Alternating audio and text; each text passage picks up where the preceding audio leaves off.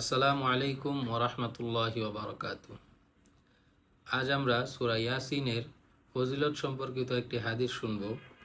সে হাদিসটি এভাবে বর্ণিত: ওয়ান আনাসিন রাদিয়াল্লাহু আনহু قال قال رسول الله صلى الله عليه وسلم إن لكل شيء قلبا وقلب القرآن ياسين ومن قرأ ياسين كتب الله له بقراءتها قراءة القرآن 10 مرات রাওয়াহু তিরমিজি।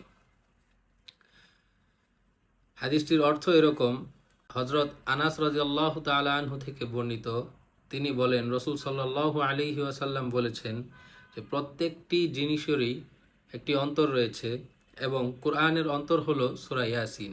আর যে ব্যক্তি সূরা ইয়াসিন পাঠ করবে, আল্লাহ তাআলা তাকে পুরা কোরআন মাজিদ 10 বার পাঠ করার সমপরিমাণ সওয়াব দান করবেন। সুবহানাল্লাহ।